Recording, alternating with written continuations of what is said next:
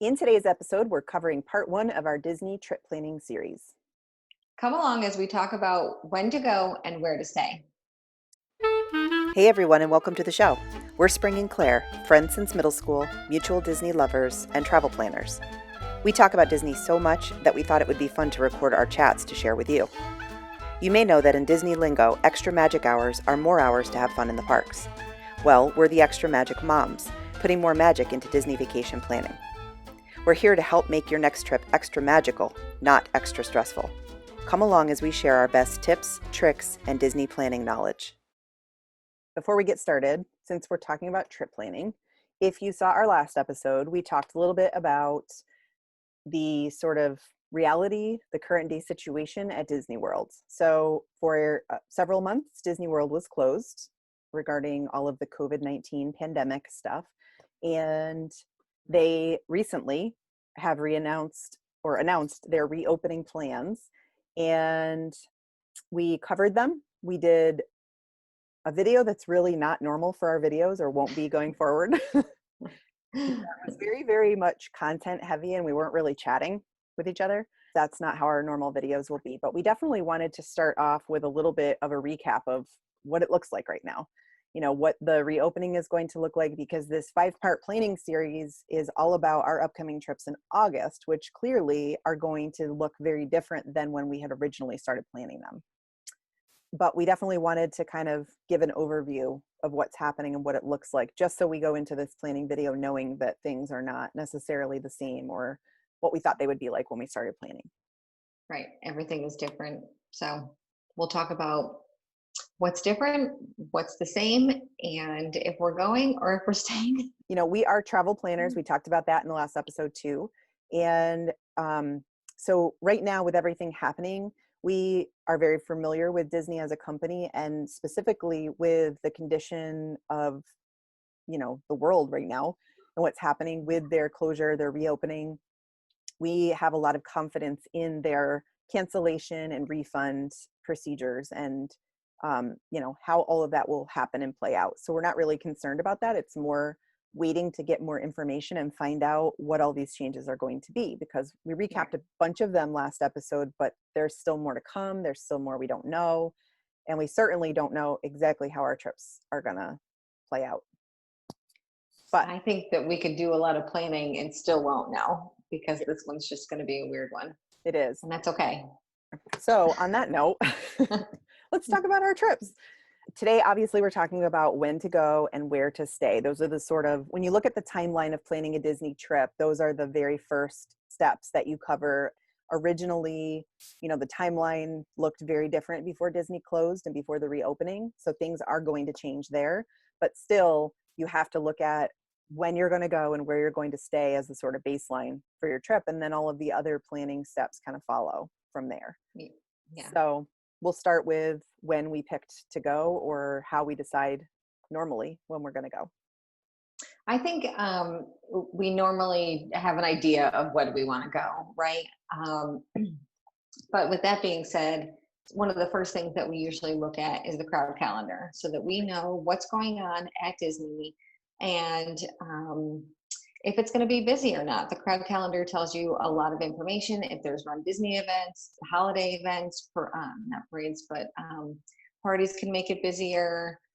Spring breaks or winter breaks, all the different schools have different breaks, and we don't know when all of them are. So the crowd calendar is really helpful for that. Can you think of anything else to add with the crowd calendar? Just that there's a lot of different sources for crowd calendars, but they all Yes. are very, very similar.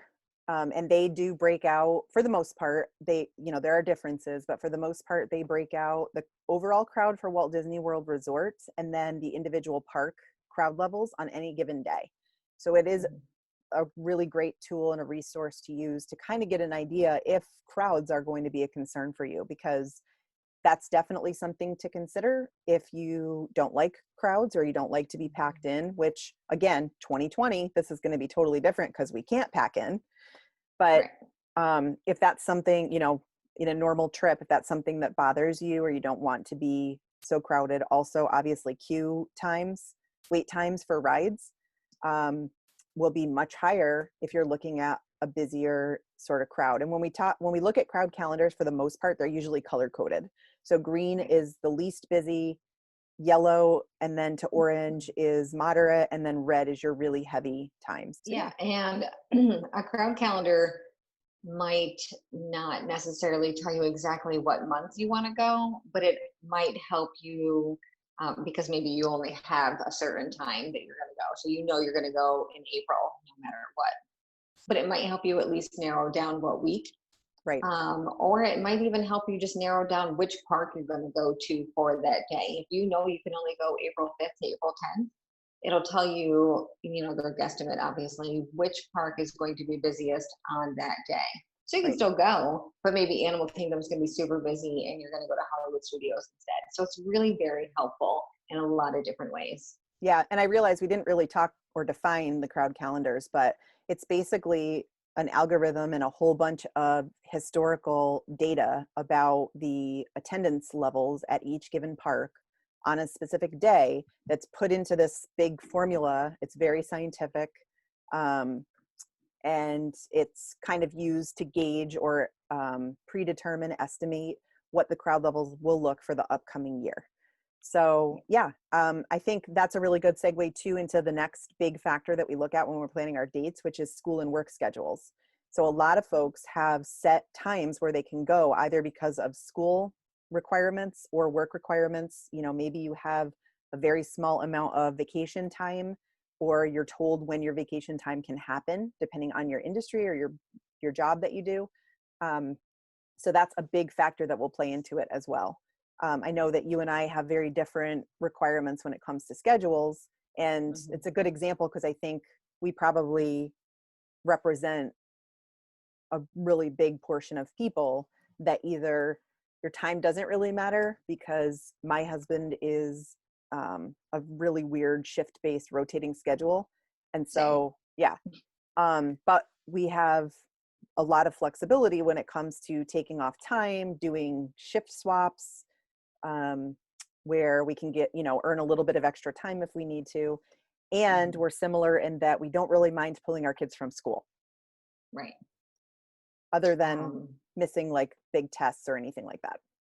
Right. Well, I mean, we obviously don't want to take them out when it's going to be something either super fun or super important where it's going to affect their grade. Luckily for us, our kids are pretty young where we don't have to worry about that kind of stuff. But people who have kids that are in middle school or high school know that they can only go during spring break because missing school is just not an option. Right. So the other thing to factor in are the festivals and special events. We talked about them relative to the crowds at Walt Disney World, but it also has to do with if you're trying to go or attend these specific events. So if you're Hmm. really interested in going to Mickey's Not So Scary, there is only a set time, the end of August, which I know is crazy, Halloween in August. But it's so popular, they probably had to start it sooner. End of August through Halloween. The last one is on Halloween itself. And by the way, it's really hard to get in that day on the 31st. Um, so yeah, I mean, if you're shooting to go for a particular festival, where the festivals run at Epcot, um, pretty much the entire year, there are different festivals, and we'll talk about those in a second. Um, but yeah, if you want to go for a very specific event, then that's going to determine your time frame or your dates that you want to travel as well. Right. It's Um, going to help narrow it down. yeah. And the other one that we talked about prior is that we actually base our dates on when we go around airline costs as well. Mhm. So this is kind of an important one if you have a budget for your trip, or you're just trying to be mindful of your travel budget and your plans, or want to spend a little bit more at the park once you get there, so trying to save more when it comes to the airline. It's important to kind of look at that and factor that in as well. And boy, So do they fluctuate. yeah. Excuse me. Mm. Because I noticed that the airline tickets had recently gone down, and I literally looked at them the next day, same exact time, same day, and it was $50 more per ticket, which was a huge increase. I was shocked. I haven't gone back on to see if it's different at all. We already have our plane tickets, but um, I do like to have the flexibility to move the airline tickets or our dates around a little bit if it's better to go on Tuesday as opposed to Thursday. Right. That's not always an option, so It's I try not. to make it work. And definitely from, a travel agent perspective, Tuesday is generally the best day to fly, just in terms of the amount of people flying and the crowd levels at the security gate. But again, Mhm. that doesn't necessarily line up with the crowd calendar. It doesn't necessarily line up with if you're, trying to hit a specific festival or event, depending Mhm. on what it is. So it's just another factor to sort of play into that kind of constantly moving decision about when you're going to go and how you ultimately come up with your dates. Mhm. So as far as when we go, we definitely have favorites. This trip that we're talking about in the planning series happens to be in August, and that's not generally when we go. It's not our Uh, favorite. it's not. It's hot. It's It's hot. hot. It's Yeah, not my favorite it's time to be in Florida. No. yeah. Um, yeah. But again, we go back to Mickey's Not So Scary. Mhm. Some other, events, festivals like the Food and Wine Festival starts at the very end of August in Epcot as well. So if there are specific things you're looking to hit, then, like we do, we occasionally change up our dates so that we can try out different things. Um, this year is just weird in general, not just because of the pandemic and all of the closures and the rule changes at Disney, but we don't normally go in August, and we both happen to plan a trip not having spoken to each other, just, Mhm. ended up, wait, you have a trip at the end of August too? Yeah. And the dates are Literally days almost, within each other. yeah, I know they're almost exact. almost exactly lined up. It's crazy, but it makes a lot of sense because, that's just how we are. We're like Disney soulmates. Um, Right. and we also happen to both had kind of set this idea that 2020 wasn't going to be a Disney trip for Mhm. various reasons for both of us. Right. But originally had planned on taking a year off. I know, shocking. It's like sacrilegious or something to How even, dare I you? know, to take off, and then both happen to just kind of throw that out the window and not be able to handle the idea of not taking a trip Right. for the year, which is, Exactly. Like, who are we kidding? We can't do this to ourselves yeah, or our husbands or the children. no, it's just craziness. I mean, we are lucky in that we are pretty much a trip every year kind of families, which is why we do what we do. We're travel planners for Disney Vacations, and we talk about it in a talk show because it's kind of our favorite thing. Um, but yeah, we were both planning on not doing a trip. And for us, at least, it's the main reason why we're going in August, because it was kind of at the last minute when we realized, what are we thinking? There's no way we could not do a Disney trip. And so, everything was pretty much booked for our favorites. But it's a good segue into me talking about when we normally go. So for our family, we tend to love end of January, beginning of February, not only because of the Festival of the Arts at Epcot, but that's one of our favorites. Actually, I love all the festivals, so I can't say, but Yeah. I do love Festival of the Arts because it is that time where crowds are extremely low. We tend to go only in the green relative to the crowd calendar, and I mean, avoid the red like the plague, really, um, which is no pun intended during the I was going to say, or like the COVID, but sure.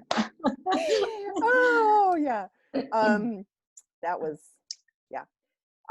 So yeah, so that's, we know we happen to go in August, but normally we are end of January, beginning of February, right before winter break for Northeast anyway. That winter break in February, which is, I believe, President's Week, right? I think so. Yeah, it's the week of President's Day, is terribly busy. I mean, it is like swamped there. So we specifically try to go. I don't think we've ever gone after it. So right before it is when we tend to go. What about you? Well, we usually go in the spring. We tend to go in April or May. We've done the beginning of April, the end of May into, or the beginning of April, the end of April into May. And usually the Flower and Garden Festival is going on the whole time, which we've been able to enjoy.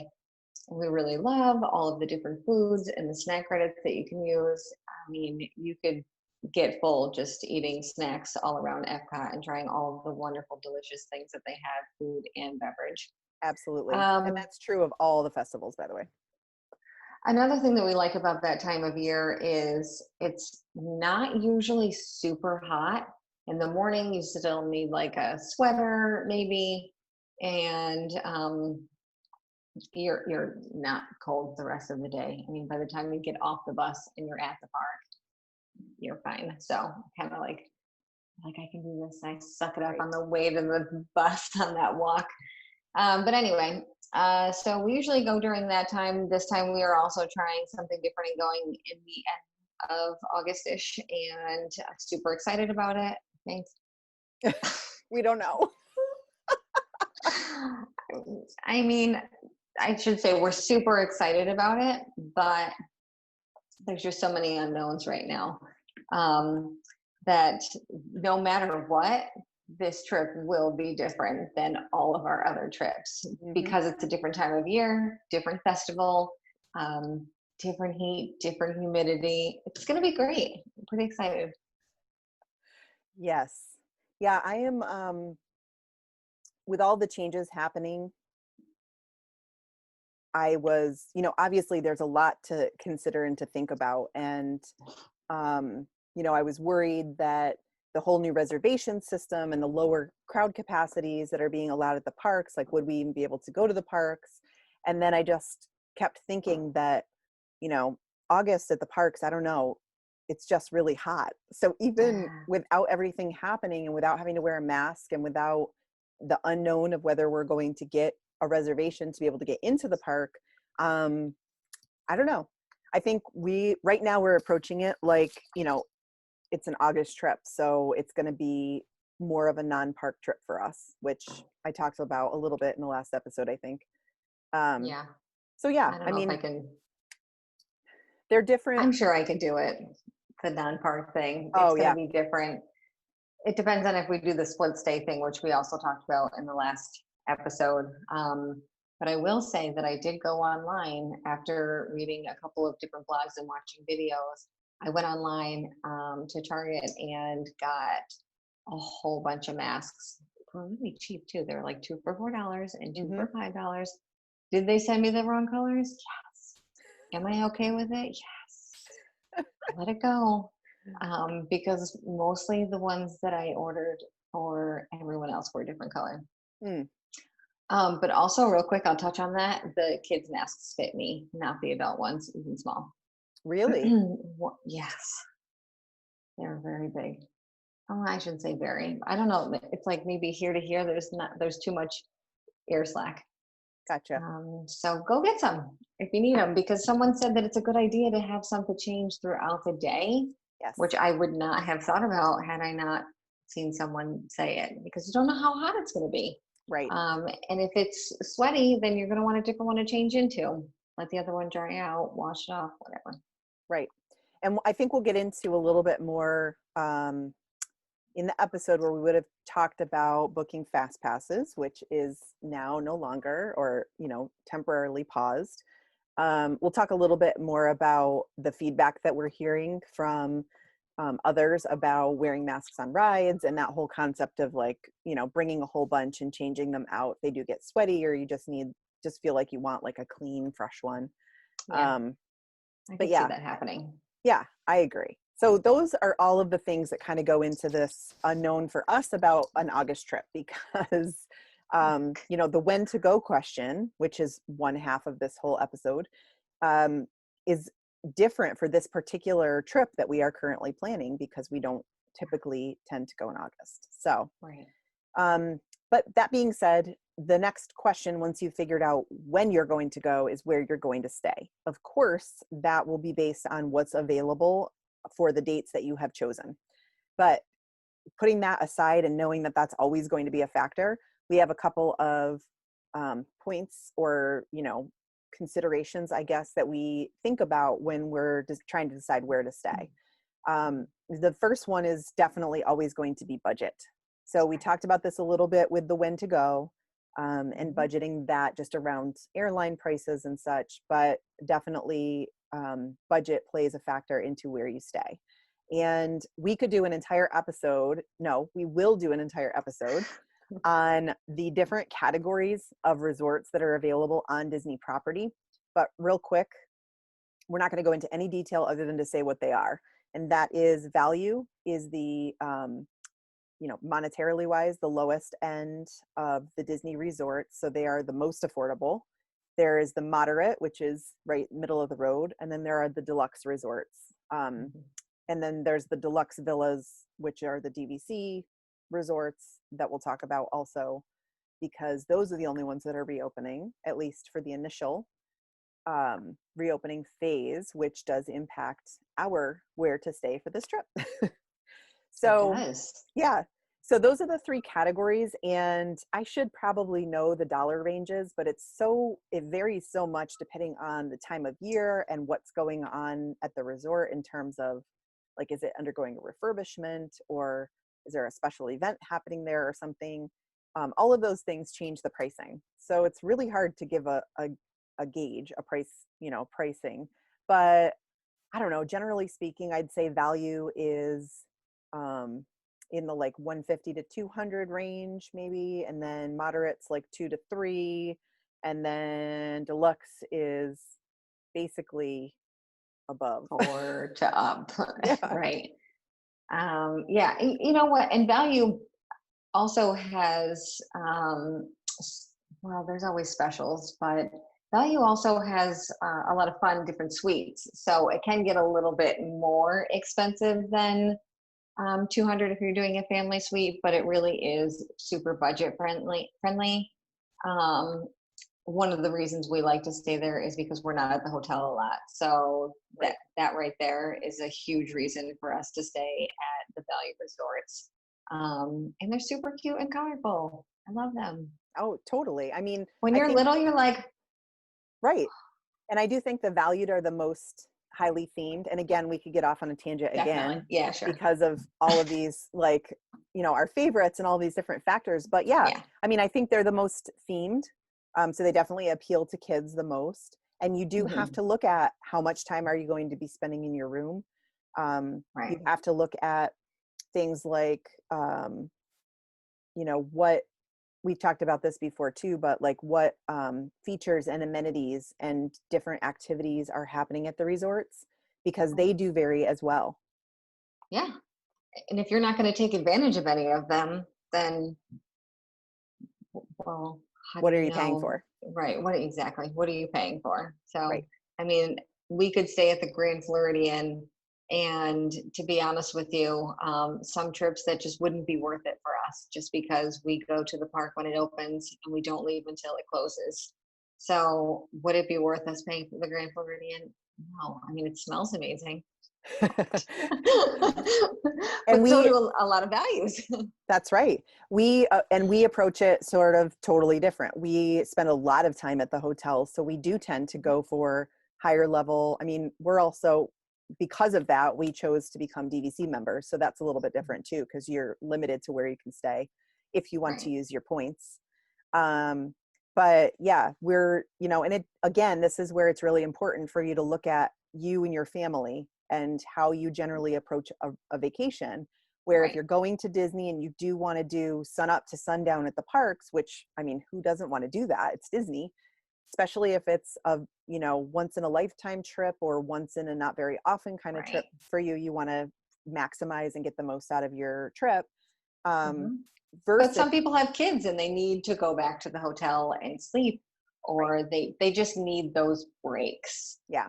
Lots of Um, downtime, or they just like mhm, lounging by the pool. They like right. sunbathing. They like the sort of resort vibe stuff over the park vibe stuff. And I do think it it's important to note that Walt Disney World can be both of those things. I think it Mhm, appeals yes. to both. There's no reason why you shouldn't be interested in or look at a Disney World trip, even if you're not a park goer, because you can go, I will vouch for this, you can go to Disney, have an amazing time, and never actually go to the parks at all. I know, it's like crazy. So you can It say, does, it does sound crazy. I don't think you're crazy. It sounds crazy. Um, and I would try it, but I have to be honest with you. And I think this is why we're talking about this kind of stuff is, and how we're deciding is that's when I would go all the way. I would totally up it, beach club, wherever. I need sand in my toes if I'm not going to see the park. that's right. So Exactly. And if you are going to do the parks or like for example, I love Beach Club and the whole boardwalk area is my favorite of all the locations. Because of the proximity to Epcot. So you can literally walk out of your hotel, your right. resort, walk over the bridge, and you are at the back of Epcot. So even if you're just going in for the evening and not doing an entire park day there, if you're an annual pass holder or, we get military Yeah. tickets, which are an amazing price. It's a benefit that we are so honored to be able to utilize. Um, you know, it's totally worth it. So again, you have to look at what is the purpose of your trip. What are your goals? What are you trying to accomplish? If it's going to be parks all day long, then you're absolutely correct. Don't spend a ton of money on your resort because you're never going to be there. Yeah. Unless it's a proximity thing. So that's a good segue into another one of the factors we look at is Location. the location. Those categories are connected to the location from the parks. So the deluxe level, the highest, most expensive, are going to be the closest. So the Grand Floridian, you can, jump the little walkway right over to the Magic Kingdom, or Beach Club, Boardwalk, any of those resorts, you can walk right behind in the back entrance, International Gateway entrance to Epcot. Animal Kingdom is right near as it can be, being an animal sanctuary, but it's right near Animal Kingdom. Mm-hmm. So did I say Animal Kingdom? Animal Kingdom Lodge? I don't know if I said that. So You didn't anyway, say lodge. oh, I knew so what you meant. yeah. So proximity is definitely, you're going to pay for it essentially. So if Mm-hmm. proximity is important to you, then those deluxe level resorts are something that you're going to want to look at. We didn't really talk too much about this because, I don't think ever do this or haven't for a long time, but there's the whole concept of whether you stay on or off Disney property as well. Yeah. So you can come to Disney and there are tons of categories that are Disney Good Neighbor or still within the Disney property, but they're not owned by Disney. Right in that boardwalk area that I was talking about, there's Swan and Dolphin. They're not technically Disney owned properties, but They're right there. they're right there and they benefit from all of the sort of extra perks that you get with staying at a Disney resort. Mm-hmm. So extra magic hours and all the other, all that stuff, which for 2020 is, changing and is different. Non-existent. So that's another thing to sort of take into consideration. We skipped over really quickly the features and the amenities, but we didn't really talk about dining.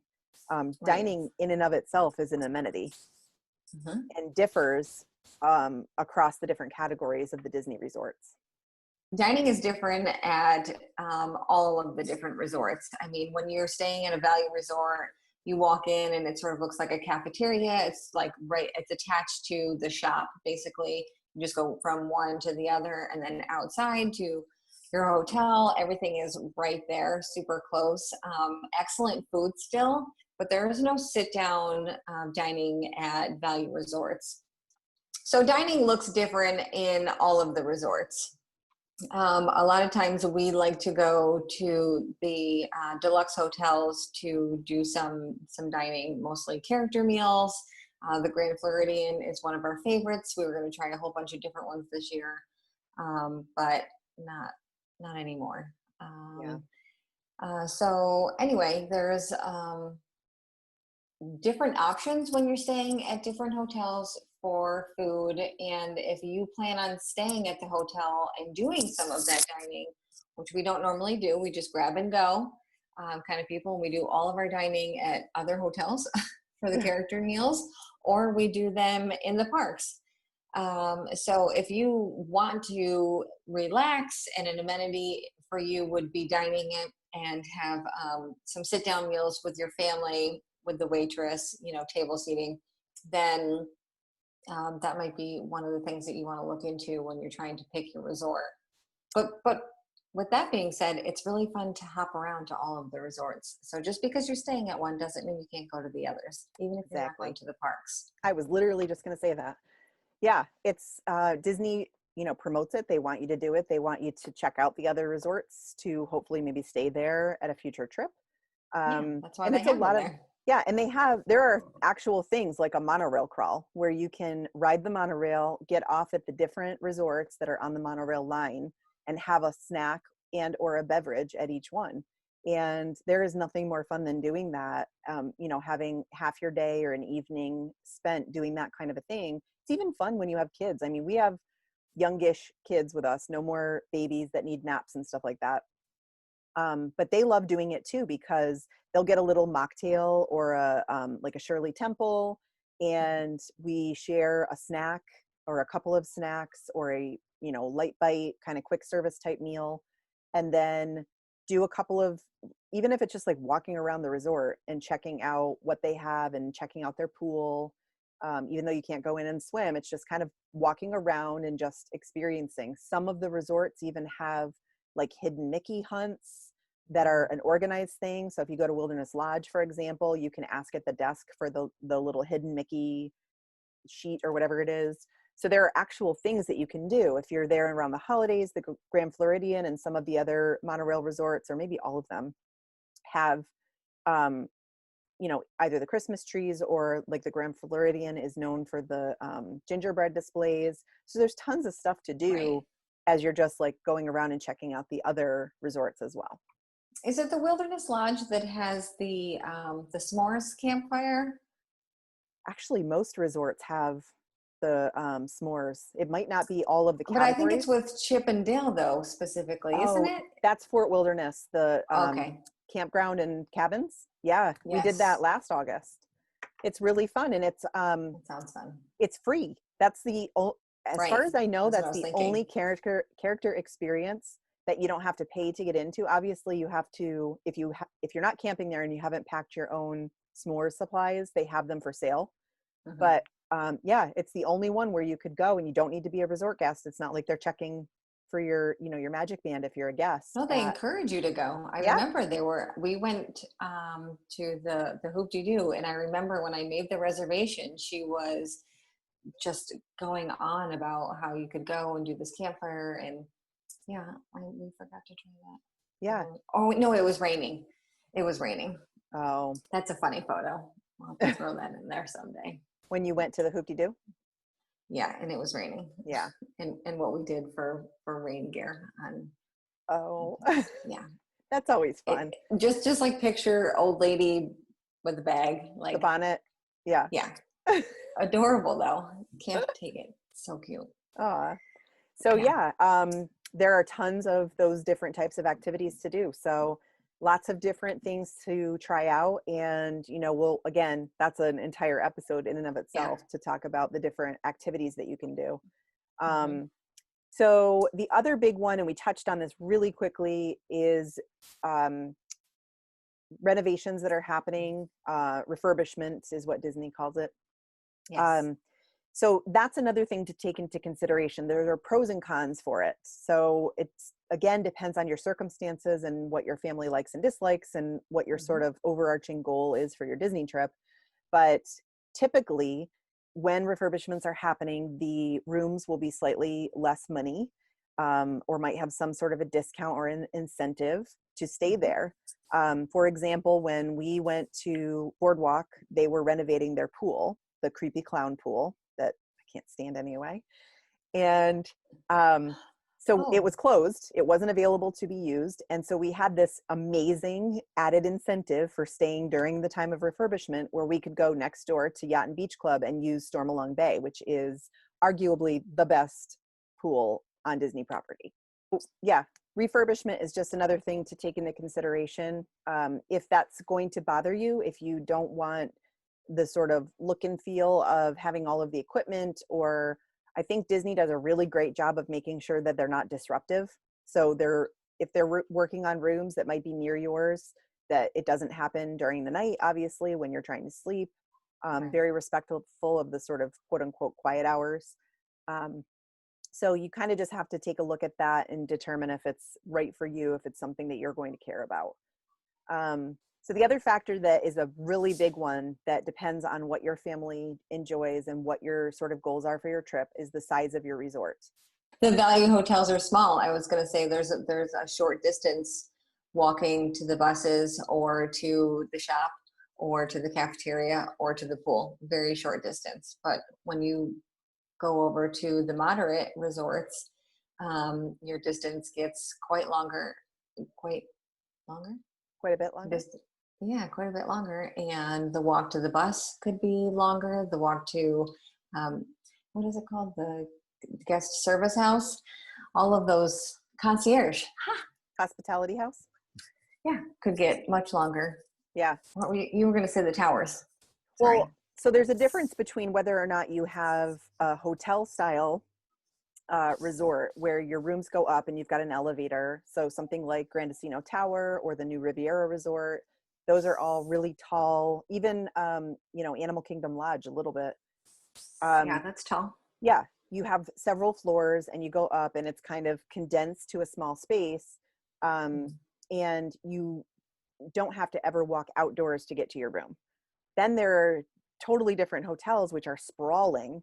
They are separate buildings. For example, Caribbean Beach and Saratoga Springs and Old Key West they cover so much property. They have a ton of bus stops.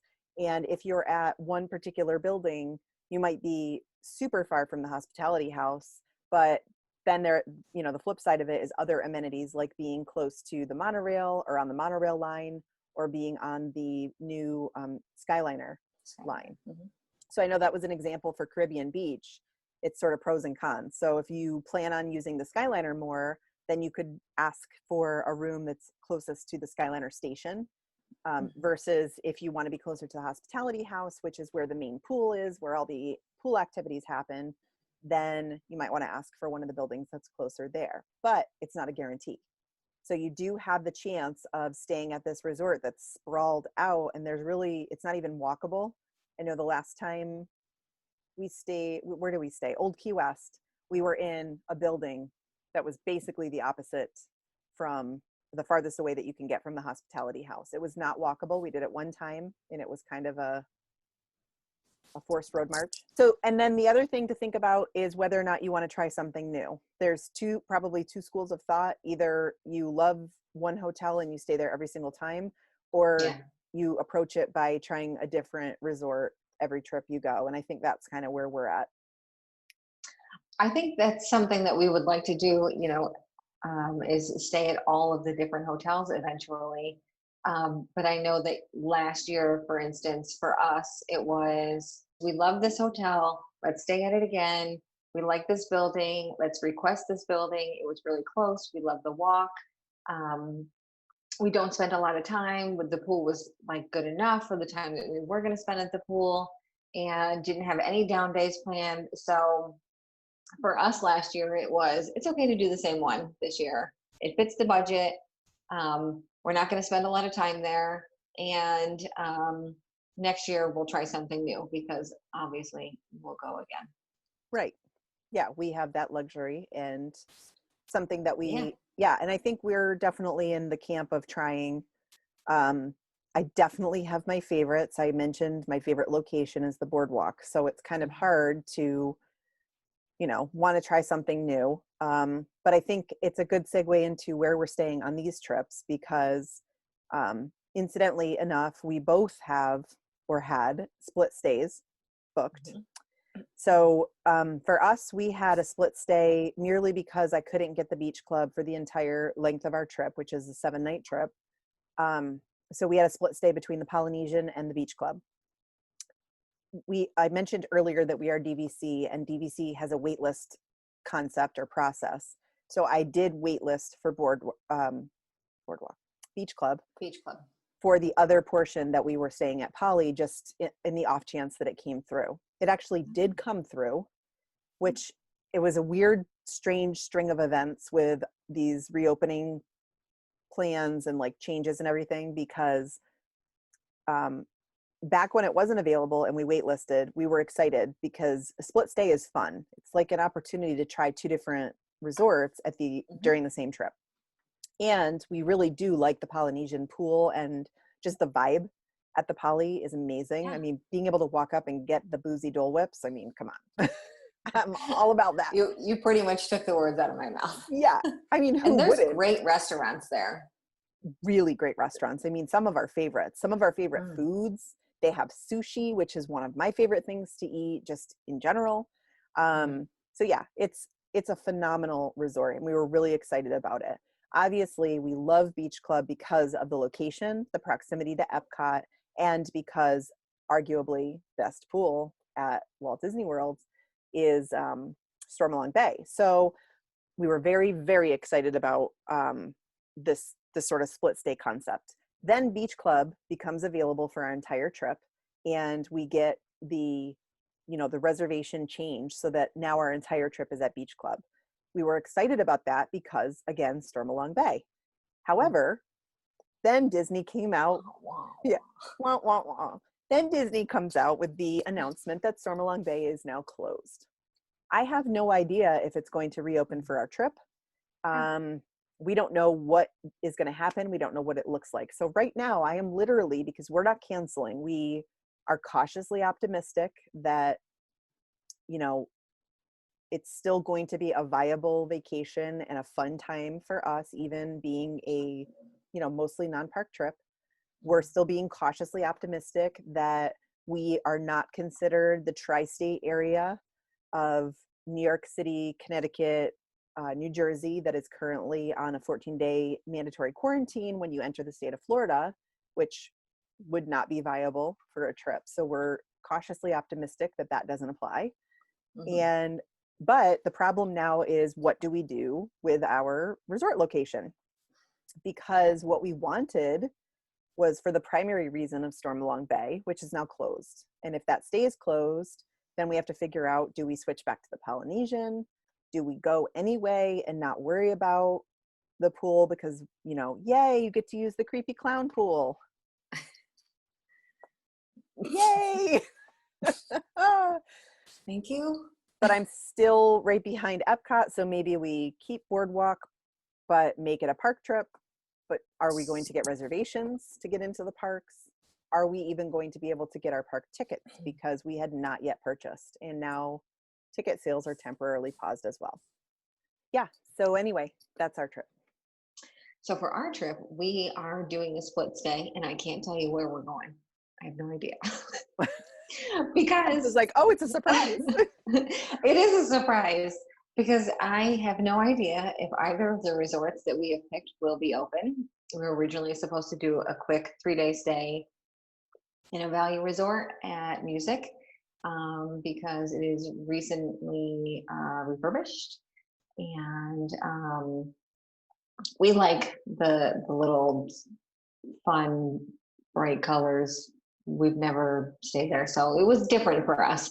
But also, that was a non-park trip, that little tiny one. We were going to do the not so scary Halloween party, and so far that hasn't been canceled. So all these things are probably going to stay, except for the fact that the value resorts are not open right now. So where we're going to stay is up to Disney, wherever they would put us right now. As long as Disney changes the resort that we're staying at, there is no extra fee for us.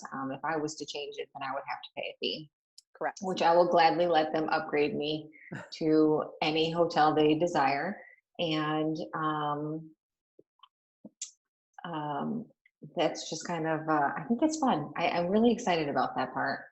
And then our second stay is the Animal Kingdom Lodge. And I believe that they're not open yet either.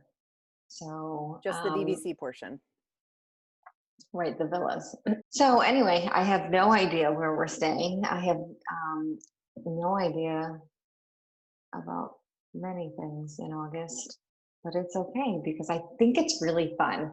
I'm kind of excited to have no plans on dining or fast passes or or where I'm going to lay my head at night, but I'm pretty jazzed about finding out. Which is And I not just normally, ordered. No, that's not normally how I would do it. That well, normally would freak me right out. Like, but what? not only is it not how you would do it, it's not normally how we suggest or tell our clients to do it, No, because you will, no. I mean, in normal Disney worlds, you would miss out on tons of stuff and Yes, potentially, be very miserable. disappointed. Yeah. And miserable. I mean, Yeah. not going into Disney is overwhelming, and not going in without reservations and plans and whatnot. 2020 is going to be totally different.